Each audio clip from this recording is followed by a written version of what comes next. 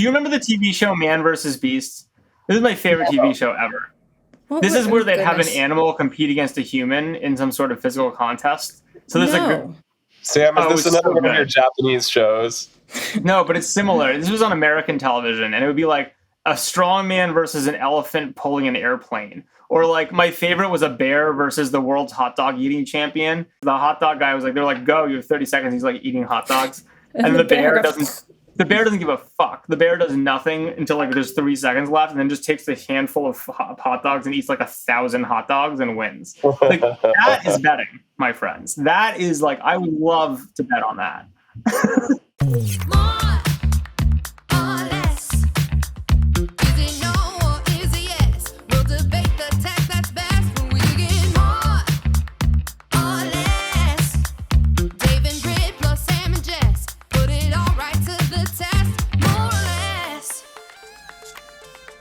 Howdy, everybody. What's cooking?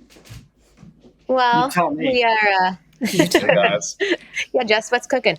We're in a slightly different time zone than you, but you guys are like a day ahead of us. I think that's like the magical mystery. That means you know what's happening in the future. Right. We won't say where in the world we are. We'll leave the listeners to guess, but we are a solid day at least ahead of. So America. what happened? Can you tell us? Everything's solved. Does Twitter still exist, or does X still exist? Well, Elon has come back and saved the world with a lot of AI breakthroughs in the last 24 hours. Taylor has already announced 1989 TV. Yeah, but by the time this podcast comes out, everyone will know about that. What else happened in the last 24 hours? Our kids think it's pretty cool that they're living in the future. Flying cars now exist. Yeah, it's all good. I think you guys are going to enjoy it. It's good. Well, great. I'm not sick anymore. Oh, poor Dave, but he's with us. I want everyone to appreciate the more or less team. We are committed. No time zone, no sinus infection, no shit, I don't have a microphone and haven't brushed my hair will keep us from you. So, and we're all on beaches 15 time zones away from each other. Amazing technology. But with that, welcome to this week's episode of More or Less, where we talk about the important things happening in the news, the important things you haven't heard about but will be happening in the news, and bring a good old level of debate to them. Because let's face it, the world is complicated and it's hard to form strong opinions, and yet we do anyway. So we've got the full quad here today. Mr. Sam, we finally had his last 40th birthday party lesson last night. So officially 40. Also, Sam, who just sent me an invitation to a social app like it was 10 years ago. I thought it was spam. Which one? Or is it top secret? Locket? Yeah. Yeah. Have you been using Locket? We love Locket. We're investors in Locket. We love Locket. I'm not. I was just talking to the CEO. I was like, what is this thing on my phone? Yeah, Locket is a great new sort of private-y social network that's really just about sharing photos with people you care about. Guys, I'm not even on like cap table this thing. We're plugging it. What's going on? Well, I don't know. Well, I was going to say, we're also here with Britt and Dave, who won't miss an opportunity to plug an app, Morins, which we very much appreciate. We'll put you in at the last round, Sam. Just sink you in there. Yeah. You heard it here first, guys. Wait a minute. Was last round done last year? Because I don't want last year's price. That's true. That's a good point. The last the 2023 vintage will be made better. Well, fabulous. Great to have the Morins here. Dave, sorry you're under the weather, but hopefully that fresh air will... Today, luckily. My voice is a vibe, but I'm feeling better today. It is a vibe. This is the end of summer. We're all a little beat down, but got to rally for fall vibe shift. With that, it's a perfect time to talk about the media business, because I got to say, things are getting crazy. And I know we've been talking a lot this week about ESPN, which, for those of you who don't follow every twist and turn in media and legacy media, ESPN was once the crown jewel. It was like, if you could have a business model like ESPN, game over. There was no better asset in media. It was sports. It was paid. It really paid for pretty much everything that's happened at Disney in the past decade. It's an exaggeration, a few decades. But this thing is kind of crumbling and raising a lot of issues about the future of media in the meantime. So I thought this was a great topic. We've got lots of thoughts. We've got some media moguls among us. And then I thought we could talk about the opposite of the state of legacy media, which is longevity. Unrelated, but obviously longevity science is having another boom. Some interesting research hot off the presses there. So yeah, that's what we got cooking today. Anything I forgot, guys? We can throw in a little bit. Can we start on the media thing with what the hell did David Portnoy just get his company back for free on our way into ESPN in terms of other sports things? Explain who that is, Sam, for our audience. But yes. He's a guy who reviews pizza. He's a guy who shows up in my social feed reviewing pizza and apparently sold his company to some gambling company for $500 million. And then he's so toxic they gave it back to him. Is that what happened? Yeah, that's exactly what happened. He ran Barstool Sports. Still runs Barstool Sports, right? I mean, yeah. Okay. He's founded Barstool Sports. And, this was all going on in like the kind of early 2010s into the 15s or so. And Barstool, I remember, you probably remember this too, Jess, because we were building Brit & Co. and The Information around the same time. But it was really like a pretty successful company. It was growing really quickly. And so when was it acquired? I'm trying to look this up right now. It was acquired for $550 million. I think he like totally sold it at the right time before the whole digital media. Well, wasn't there like a two-step deal where he sold part of it and then the rest of it or something? Looks like that's what it was. Yeah, and he sold it to this company called Penn Entertainment. Penn Gaming. Yeah. Gambling company. Yeah. I actually, believe it or not, I worked on a weird buyout of them like a bajillion years ago when I worked at Bain & Company. Oh, it's amazing. So, I mean, that's pretty wild. All in it was valued at $600 million. And that was like just earlier this year. That was February of 2023. All because of the pizza reviews. But I think it's interesting that now basically Penn Entertainment is saying like, hey, Dave, you can have Barstool Sports back for free as long as you give us 50% of whatever upside if and when you ever sell it. And he says he's never selling it. And it's because he's so toxic that he's messing up their gambling licenses? Is that basically what it comes down to? Well, the thesis for their acquisition was that they could turn Barstool into a betting business, and that just couldn't happen. Like, there's been some excellent journalism about Dave, his management style, his treatment of women. He is sued over this journalism. The courts have upheld this journalism. And, readers can read it and decide for themselves what they think about the guy. But he's not a guy that a lot of professional endeavors, or especially in a world like sports betting, want to be associated with. But I think it's pretty stunning. I mean, it just, again, I think is like one of these completely false hopes of what some of these digital media brands could become, and shows how off and inflated the expectations were. I think it's funny. I mean, in the broader story of entrepreneurship, there's like a non-zero number of people who end up with these like incredible deals in life because they are so toxic as humans, right? And like this founders. What are other examples? Because I've been searching for them today.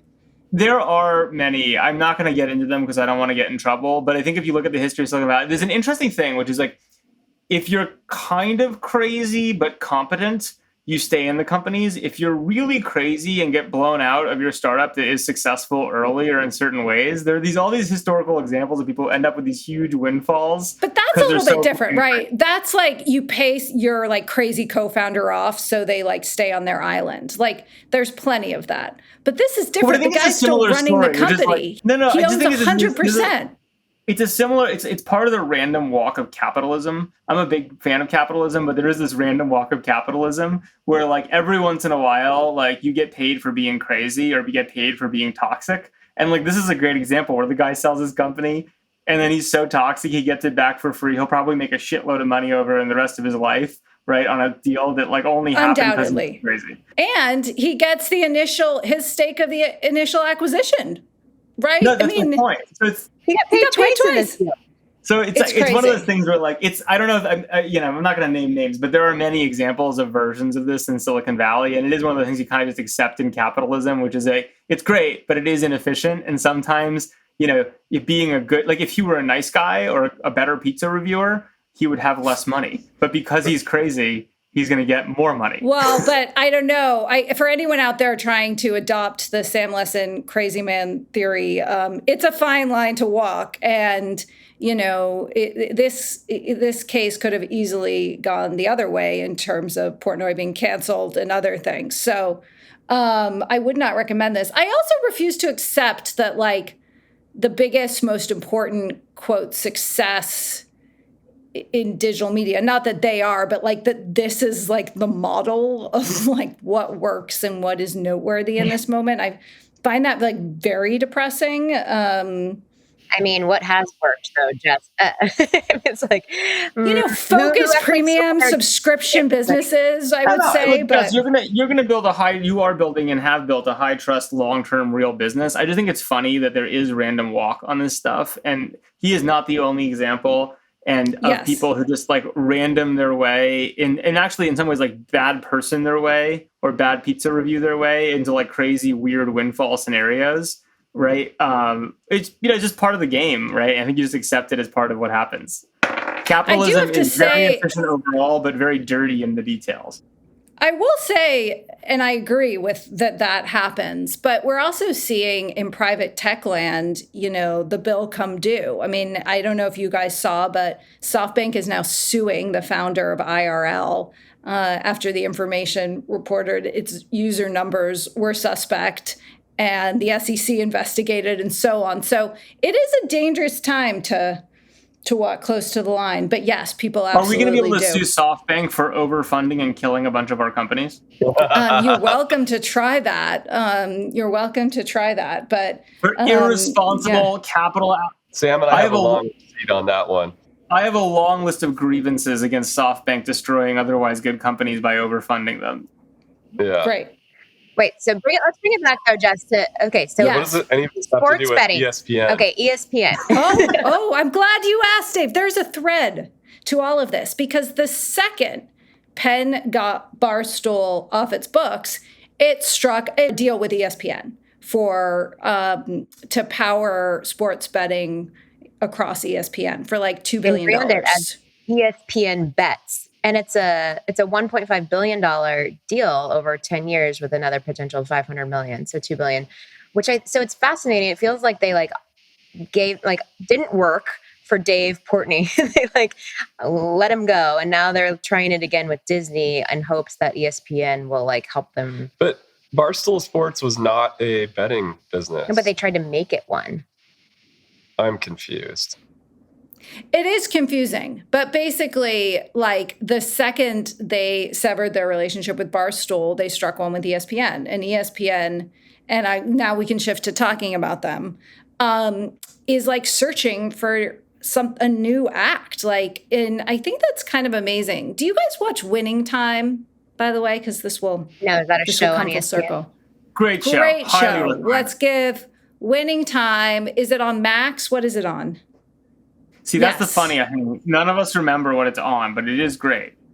I'm 87% sure it's on Max, formerly known as HBO, but still known as HBO, and that isn't confusing. But it's about the LA Lakers, the history of the LA Lakers. The rise of the Lakers and the rise of the Lakers. And the rise of the NBA. And in the most recent episode we watched, they just introduced this crazy concept called ESPN. And the idea that people might pay for cable television to watch basketball. Crazy. And that there'd be a network devoted to it, right? That you wouldn't just wait for your broadcast slot, but 24/7. So as someone who helped, I launched Google TV in 2010, and we met with every major cable operator and every major network, including ESPN and Dish and Comcast and everyone else. And everyone was effectively super cool with, I say that mildly. They were okay enough with Google moving into this streaming thing, which was new. No one had really done this yet before. I think they were no fucking way you're going to eat our lunch, but we'll take the meeting because we want to know how you're going to eat our lunch. The thing they were desperately holding on to, though, was live sports. It was you can't take live sports. Mm-hmm. That is the one thing people will pay for cable. They need live sports. And now you fast forward over a decade later, and it's I just watched the Women's World Cup. through a Fox Sports app, that I used a Hulu login to get into, but there were 20 other login options. And then YouTube has now effectively taken YouTube TV as like an $80 a month bundle. So we're rebundling, like we had unbundled, now we're rebundling. And it feels like this isn't really going anywhere because you're getting it all in different ways. People will still pay for live sports. I mean, live sport, that part of the thesis I think is true, right? And like you see that with like things like UFC, et cetera, and like you're getting paid for it differently. But I think that high level thesis is true. The question is when you resolve it down to the economics of cable and the value of the bundle and exactly what people will pay for what and how you split that all up. I think, and also like what sports rights are worth in a world where people think that Amazon's going to overbid for it because it's so valuable. Like thinking about the value streaming rights relative to the actual reality of how much money you can make on them, where things get a little dicey, right? Because that's exactly the problem, right? So subscribers are down. The peak was around 100 million. This is for ESPN. They're at 72 now. Still $3 billion in profit. 14 billion in revenue, but revenue is shrinking by like 6%. Can we unpack a little bit what's going on here? Like, is it simply that cable is declining in its share and streaming is rising and it's just an economic story? Or is there a format problem here? Well, I think the economics, there is an economic problem. There could be another problem. But the economic problem, to Sam's point, is the cost of the content is getting so high, too. So, that NBA deal, that NFL deal for ESPN is higher than ever, in part because there are new tech bidders at the table. Although that... Just because they can go direct through Apple or direct through whoever? They all have their own... I mean, a lot of them have their own direct services, but they're also like blacked out during certain periods, right? I mean, the whole thing is just sort of taking a carving knife to the rights and trying to figure out how to keep some for themselves, but give enough to the others. Well, look, here's the way I think about it. At the highest level, the question is obviously sports. There's one story, which is sports are getting more diverse, right? Like rather than just being like one platform, like there are lots and lots of sports that are niche. You watch surfing, Jess. Like there's only so many hours in the day. I'm glad you asked. I have a lot of opinions on the coverage of the WSL. So the point is there's a diversity of sports in different verticals and interests. So that's part of it is like you can imagine a fragmentation of interest and like shifting interest. Fine. Then the question is, I'm Sam. And like, I'm going to watch this thing. And the differentiation of can you deliver it through an app has gone away, right? So like clearly like any of these people can distribute their own content in theory and directly just make money off their audience and figure out what their marginal pricing is and figure that out and be done. The only reason you sell it to an ESPN or whatever is if for whatever reason ESPN is going to pay you more than you could just make yourself, right? For some reason. And there are reasons and also, that I don't know if this is true today, but also a little bit of like, you want ESPN's commentators to like give you some love and attention. Like you want that Sports Center. Well, that might be what's changing though, which is I think it's more important to have influencers on TikTok and Instagram talking about you. So like probably the relative value of being carried by ESPN has gone down, right? The tech bidder thing is interesting because there was an era where that people were hopeful that an Amazon or a Meta or someone would overpay for the rights for some ancillary reason. Like you pay for the sporting thing to get people on the platform and you can monetize. Yahoo did that. Do you guys remember Marissa's big like football gamble? It was a disaster. I mean, I know they're still keeping a toe, but it's a disaster. Yeah, so basically my point is only like, let's pretend, there's X people are going to pay for this thing. At this point, especially given the rise of subscriptions and people willingness to pay, that those people pay what, $100, $50 a pop. You can do the differentiation, the curve of pricing and figure out how much you can make directly. The only reason to carry it anywhere else is if someone can monetize those people better than you can, which would have to be because they have some thesis on getting more time spent or they have some premium ad deal that you don't have, which doesn't really compute. So I think it's really hard to be a distributor, right, in an era when everyone can go, their default is they can go direct, right? You can also broaden the interest in your sport, right? Like I am obsessed with the WSL app on my phone. I watch every major surfing competition through it. But like if ESPN were carrying it, more people would learn about surfing. That's certainly what ESPN would tell you, right? And why they should get a sweetheart deal for it. But I think the question is that really true in the day of Instagram, et cetera? Or are you going to watch it because, I don't know, who some royal watches it, right? Like, I don't know, you make it up, someone you follow. What are you implying about my entertainment curation habits, Sam? But okay. There's some royal you like. I don't know. I'm done. That was so 12 months ago. Get with it. Well, fine. Because how about this? You know who could distribute sports? Taylor Swift. If Taylor Swift individually. So glad we brought it back to Taylor Swift. Let's just Thank God. Taylor should buy the rights with her tour to the WSL and just do surfing backgrounds and put a little surfer on stage. Blows up WSL. She get them for free. That's the future. This is probably the most the WSL's been talked on about in a podcast for a long time. So we'll just keep plugging it. But Dave, I want to hear from you, and then we're going to get to, okay, so what should ESPN do? Yeah, this is an interesting point, the Taylor point. Why is she so great, and why is her distribution so great? She's a wonderful storyteller. And I look at what's going on right now with the NBA, for example, versus the NFL. And the NBA has such a rich story culture. They've got amazing storytelling about every player. You know a lot about each player versus the NFL. I feel like I don't have the same kind of understanding of the story of each player. Jess, it sounds like with WSL, you've really latched onto some of the stories of each of the athletes. All of them. And yep. I think that there's something, that's one of the questions I was thinking about when I was asking earlier, what's going on with format? And Jess, you brought this up related to Sports Center. Is it that the storytelling is what creates the engagement that Sam's talking about or not? And I also think back to what happened with World Series of Poker.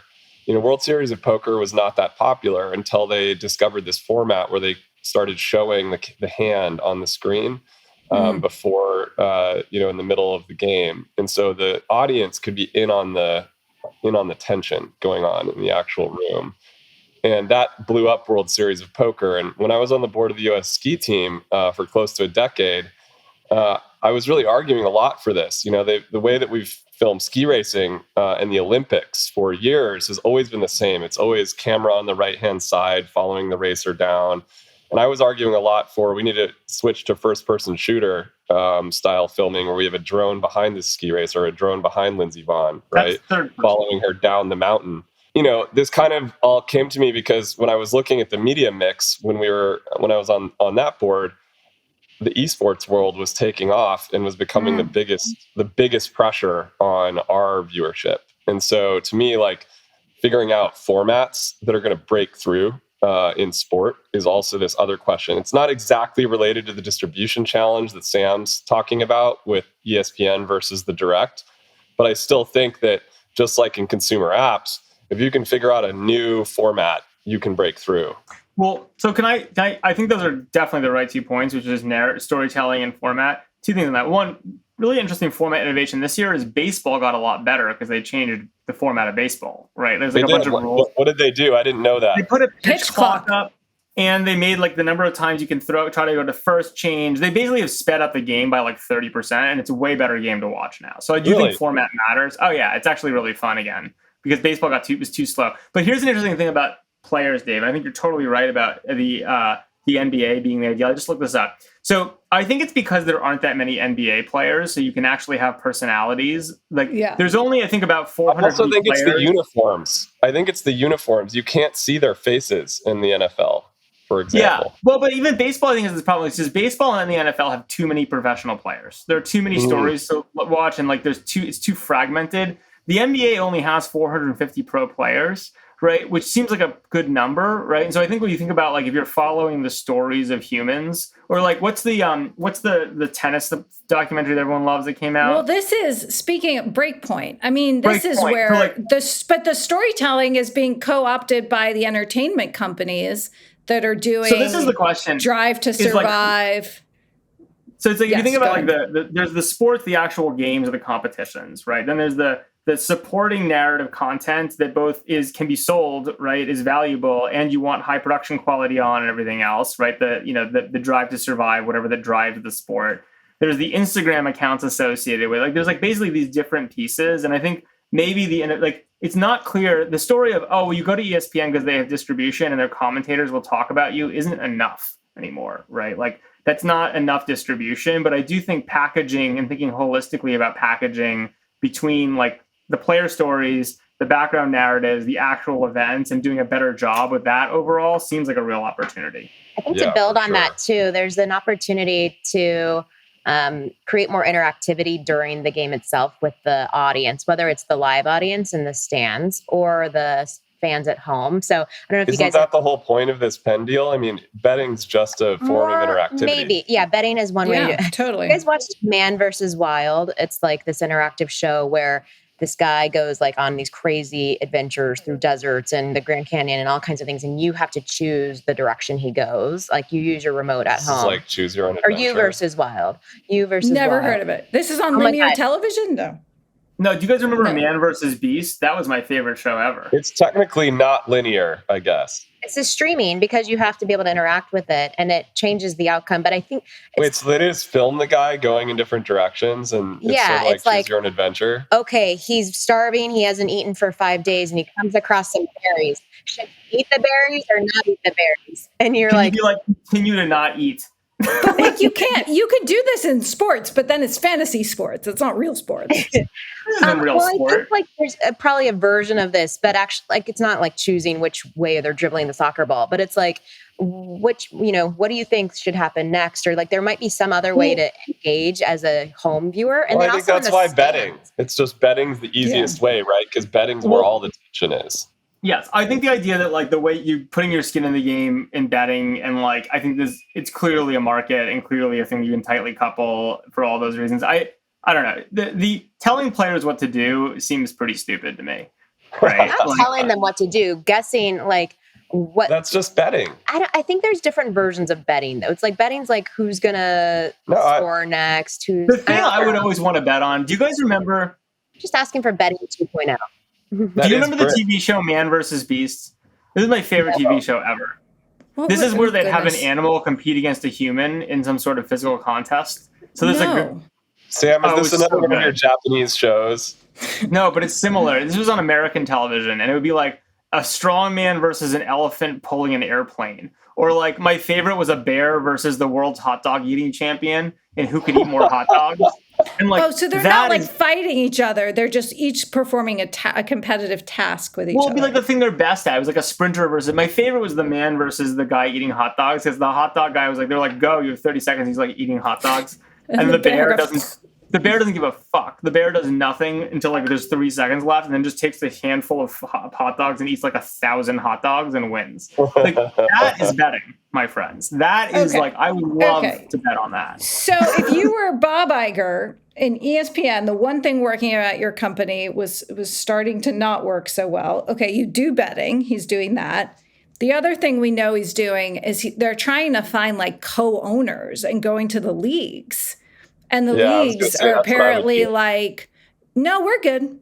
We got our own thing, which shows that they really don't care about being on SportsCenter, I suppose. But for what it's worth, I think it's strange that the leagues like the NBA don't operate in an equity structure where like the players have some equity in the overall success of the league itself. Like it seems interesting to me that they just get like a cash payout, but no equity payout.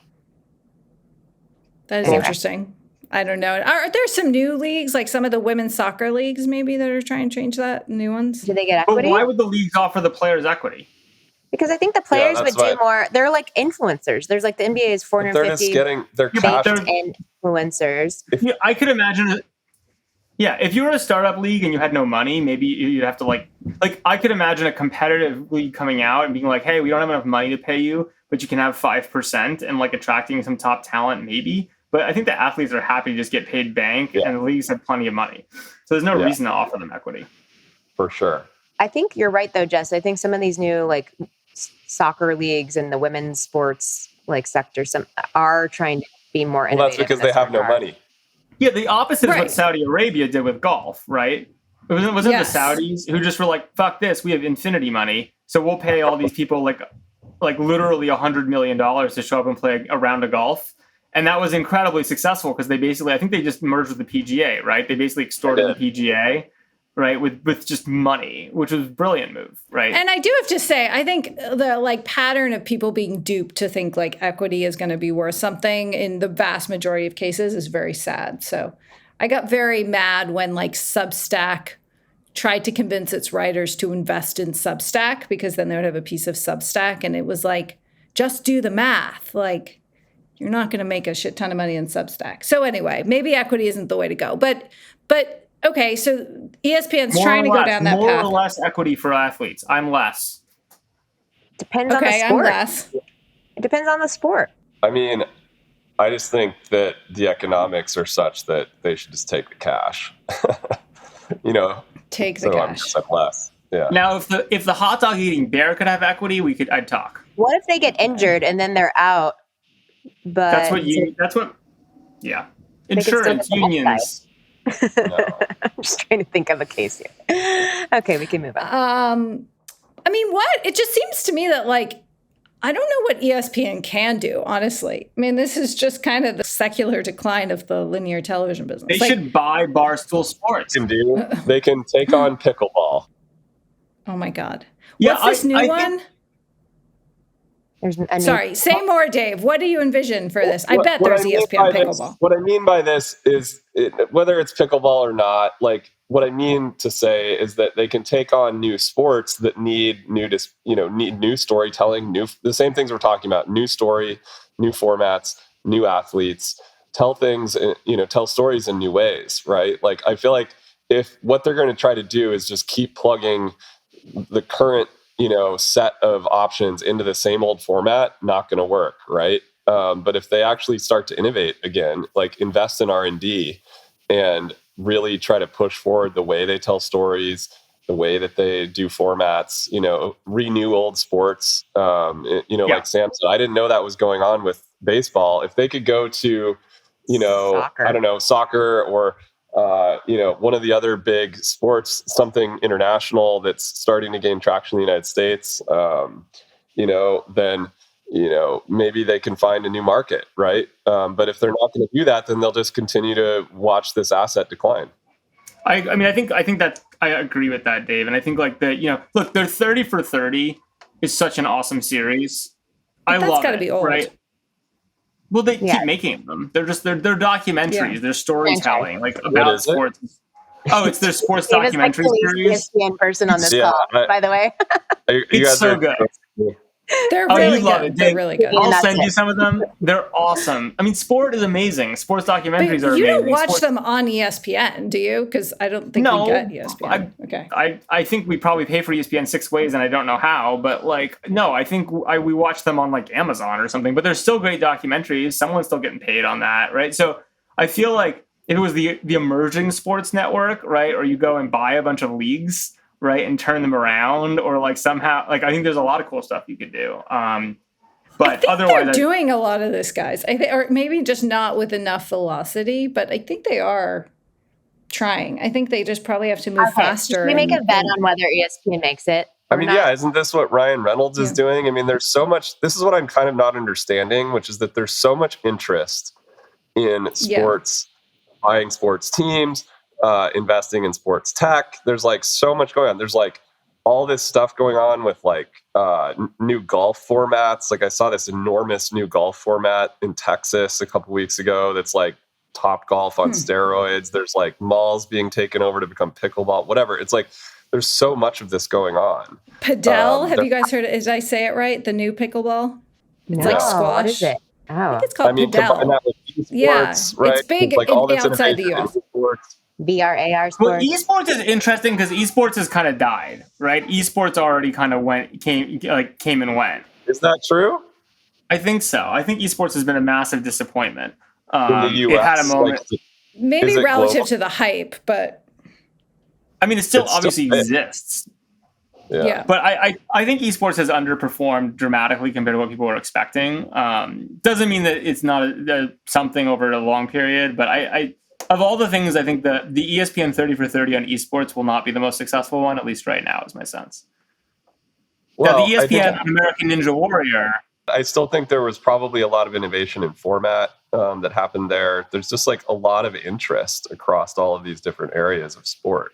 It just comes down to what's the value of the big ones, though, right? Like, because how it breaks down, right? You could buy all the pickleball and surfing that you want, but your viewership and economics are going to be driven by the NFL, the NBA. Well, except for that, I think the problem is the NFL and the NBA are priced to perfection, right? I actually was looking at an NBA deal recently. We're not buying an NBA team or a piece of one, but I was looking at someone selling a piece of one. I was looking at the economics, and like they're so expensive, right? When you look at like what you pay per dollar, the multiple on sports teams and a lot of these the blue chip assets, it's just they're priced to perfection, and like there are reasons to buy them for tax reasons. Like they're very tax efficient. Like there's a bunch of really interesting reasons to buy sports teams, but like you just like anything in life, you can't buy the top of the market and make money. Like if ESPN has a $3 billion cash flow right now, it's a declining business. It's a cash cow. It's not going to last forever. They got to. They have $3 billion in profit. Sorry, profit. That's a lot of pickleball every year. So the basic point is you can go invent new sports. There's one other thing to throw into the mix here. One other thing to throw into the mix that's going on, which I noticed because my alma mater, University of Colorado Boulder, hired Deion Sanders as our head coach. And one of the big reasons that this happened is this new name and likeness rule that went into play in the NCAA. And so in the NCAA, you've now got real economics in the game for players, and you've got the same kind of storytelling going on. It's actually much more social media centric. Can you explain, Dave, what the change was?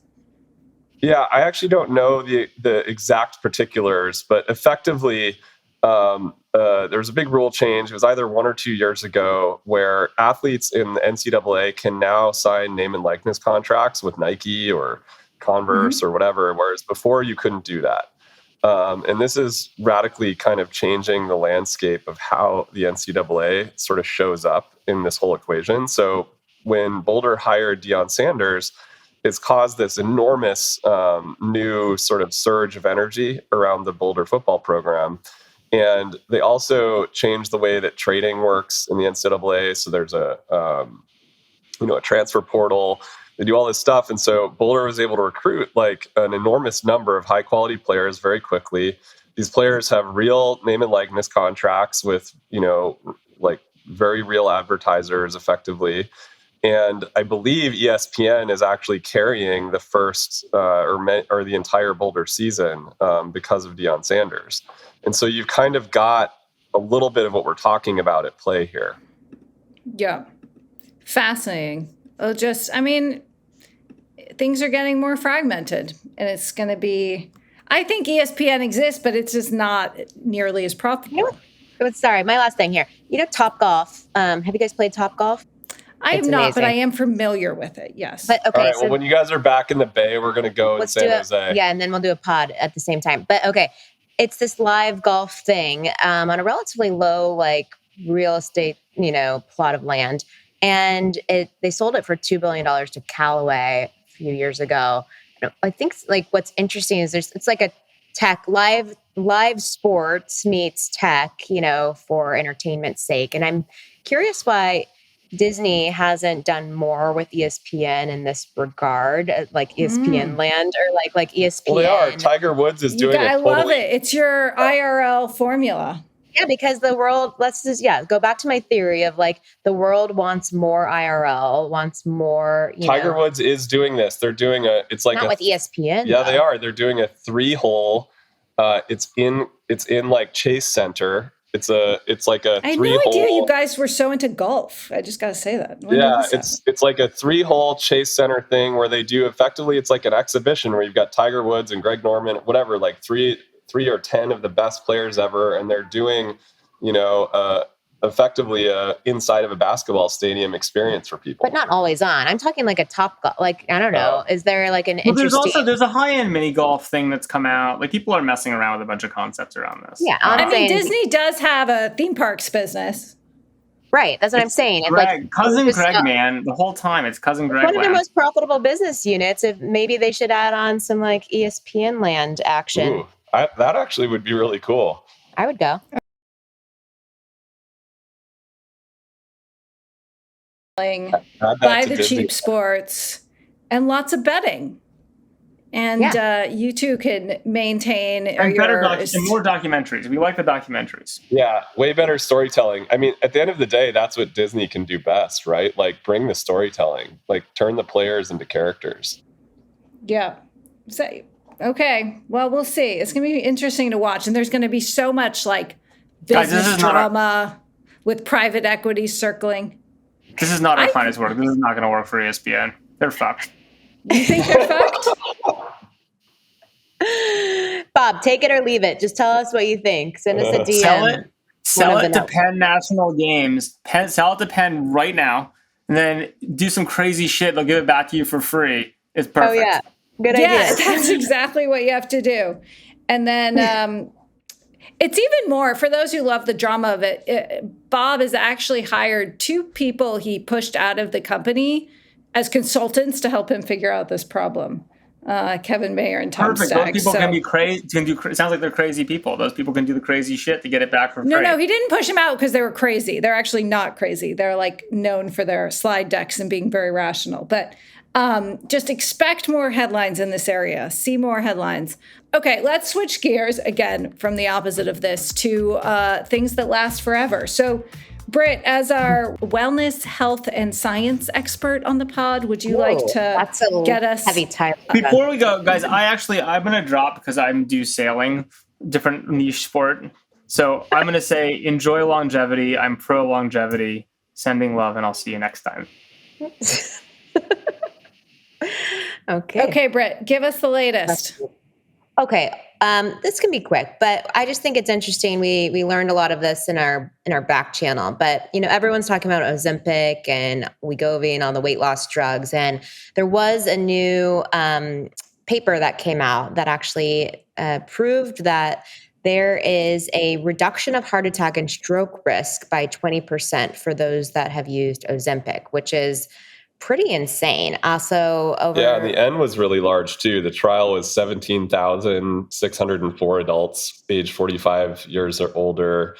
And these were people with overweight or obesity, and established cardiovascular disease with no prior history of diabetes. So it is important to note that these are people who are suffering with these things. These are not just your normal healthy people. Yeah, it just makes me believe that whether you're using Ozempic for obesity or some people are using it as like a super drug to fine tune themselves, like that's like 20% is a large outcome for things like cardiovascular health, which is one of the number one killers. But just don't we not know? I mean, so I have arrived in Silicon Valley, there's been some miracle drug that wealthy people have started taking, not for the intended medical use, but for something else. And I mean, don't have a really strong opinion on whether it's good or bad. I think it's dangerous when it gets to sort of like super hypey levels and people maybe aren't being very thoughtful about it. But I look at this stuff and it's like, even if we have these studies, we have no long-term benefits or studies on this stuff. And it just seems highly risky to me, I gotta say, highly risky. I think what you're comparing it to, though, is the risk. Okay, so yes, we only have a few years, but for some people, they're have a few years as well because they're so overweight. That's totally different, though. But I think, and I'm not. This is also a 5-year study, Jess. I mean, this isn't a trivial study. 5 years, what happens when you have healthy people? I'm talking specifically about healthy people. When you have healthy people taking this, and Ozempic is just kind of the latest, right? There's you could go through, there was metformin, there was, it was basically, it would come up at every, conference I went to for a decade, and I would just sit there saying, yeah, sure, okay, sounds interesting. And then, every new drug, lifespan is longer than, but they're not being used, these drugs are approved for a very specific thing. I don't want to throw cold water on it. I think longevity science big picture is really interesting. It just feels very treacherous, honestly. And I think, especially if you're starting to do Yes, to me, it's this is a breakthrough. I mean, this is an absolute blockbuster for obesity in America and the world, right? Like, sure, this is and for people with really real heart conditions. But I think a lot of our audience on this pod, maybe some people like that, but it's also a lot of other people who are really into, as they should be, like want to improve their lifespan, like all things that are admirable. But like, I think we just have to be very cautious. And I recently just was searching for a new primary care doctor in Silicon Valley. Strange. No one sees primary care doctors anymore. And it was funny interviewing them all because like half of them just automatically was like, oh yeah, and I could get you, Ozempic for this or whatever. Really? Yeah, totally. And they started listing off all these drugs. And then the other half were like, I am not your doctor for this. That needs Ozempic, by the way. No, not to lose weight, but but for like, again, there is this trend now of sort of looking at them for these other benefits, right? And so, yeah, absolutely. For people who suffer from chronic conditions, especially heart disease, obesity, where we know like the clear, problems. That's one thing, but I'm not there yet for like the jumping into. How many years would you be more comfortable with it? 10, 20? I want to see generations pass. I want to see what happens to people's kids that they, if they get babies. I mean, that's a little bit silly. I know we understand like the mechanisms of these drugs and like they're not going to give us like mutant legs or something, but I just think we're going to see a lot more of this in the next 10 years because of the way that AI is potentially going to be, You know what I'm a big favor of? I'm in favor of like zone 2 exercise. How about that for improving lifespan? I mean, what does zone 2 mean? Just like it's where your heart, it's targeting a cardiovascular zone, right? Where it's sort of like a breathless walk. We have to give Peter Attia the credit for this. But I think there's a lot for people who really feel motivated to go down this path. Like there's a lot we can do. There's a real science around, and I just don't think people should see these studies in healthy people and then like jump into them is what I would say. Well, one of the things that I think is interesting, I guess, all of your opinions here are valid. But I also think that the fact that these drugs are also helping people with OCD, they're helping people reduce their dependence on alcohol and sugar. There's clear mental health effects here too, which seem very positive, that are yet to be fully studied. But it seems pretty clear, at least in these early stages, that this is as much a mental health drug as it is a obesity drug. Well, and that's something that should be studied, and then it should be administered for those reasons, right? That sounds like a really legitimate benefit, right? Your question is like the pinnacle question of all kinds of new health drugs. And I mean, even like cigarettes back in the day, everyone thought were healthy. Like you were able to market cigarettes to children back in like the earliest days. Is that her question? Or is your question more just like, why do Silicon Valley people jump on these things and try to live I think forever? What she's saying is like, we don't have proof that this isn't going to harm you for like many decades.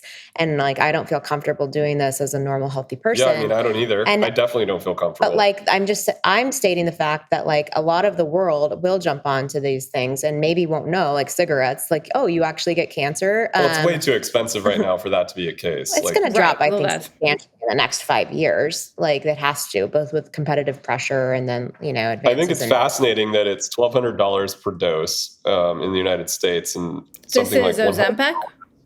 Yeah, it's like something like $100. It's crazy. Yeah, it's $1,200 a month.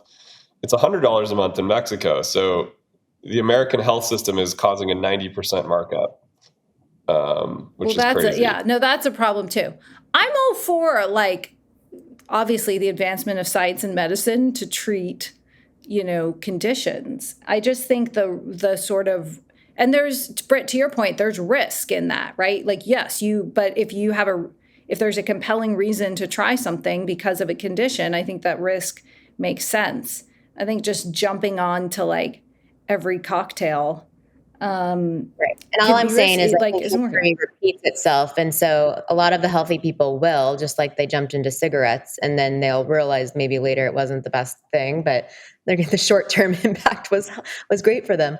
And so I agree with you. Like, I'm not rushing to get Ozempic myself, but I think that for those who have a chronic condition, it is probably going to be a big game changer. And for the world, especially as prices drop, like I can't imagine like 10 years from now, if like, the obesity problem in the world is at least even halved at that point, like it's going to be really dramatic. This stuff is important to watch. And I think we'll see a lot of it. And that's like, which is good. We want this advancement, but that's why we have to be careful of like the latest fad. And that would be my Surgeon General warning, along with the obvious disclaimer that none of us know what we're talking about. So don't, when it comes to, maybe we a are lot not of things, doctors. but certainly this topic. So I feel like let's Spotify put something on our pod here. I think we're all in agreement here. Like, if you're healthy, maybe wait a little bit to try this stuff out. If you are in need of it, it's probably more up your alley.